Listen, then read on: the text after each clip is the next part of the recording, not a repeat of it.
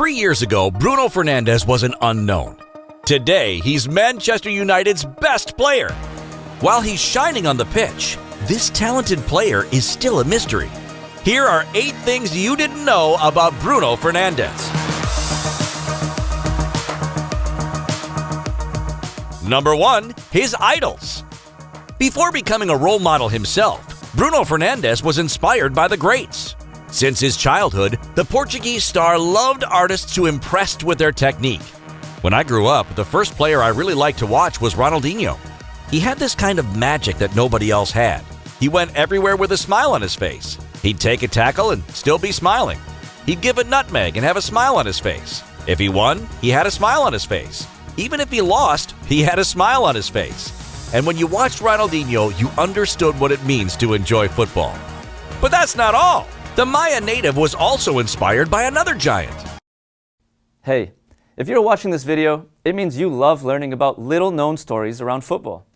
You're lucky because we'll tell you a story every day on our channel. So what are you waiting for? Subscribe and turn on notifications right now to become a true football expert. When Cristiano began to take his first steps in the national team, it was in the Euros 2004 in our home country, Portugal. So I was 9 years old. That year stays with everyone because we lost the final and we saw him crying afterwards. He was a young boy who was starting to shine, and from there, I started to watch him. Like many others, it's CR7's mental strength that impressed him the most. It was the way he worked every day, the mentality he had, the capacity he had to give 100% in every game at a high level. For me, it was like a motivation, like you always have to do better. Number 2. He started as a central defender. Before becoming a maestro compared to Andrea Pirlo, Bruno was a defender, a position he didn't choose and which could have given him a completely different trajectory. I played central defender for the most part when I started playing football. I was really good. I had a coach who said to me, if you want to be a top player, you'll need to play as a central defender. If you want to be a good player, you will be a midfielder. At the time, I didn't like to play there, but everyone was saying I was a good defender. They said I was smart, that I covered the sides. A missed opportunity? We're not so sure. Number 3. 8 is his lucky number. Since joining Manchester United, he's had the number 18 on his jersey. However, 8 is the number he holds dearest in his heart. It was a number that I loved because my father wore it when he was a player, but it's also the day of my birthday. Not to worry, the number 18 he wears for Manchester also has a lot of meaning. It's the date of my wife's birthday, and the other reason is that I grew up watching Paul Scholes playing with it. To have the same as him is incredible. The day number 8 becomes available will be a real dilemma for him. Number 4. He learned Italian by himself. Bruno Fernandez left Portugal for Italy when he was 17.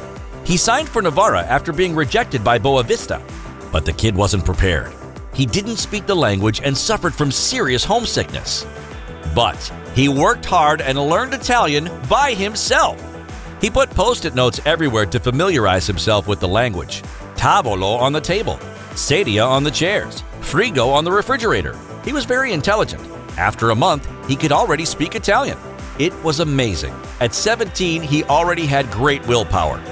After working extremely hard for 5 years to move forward, he was rewarded.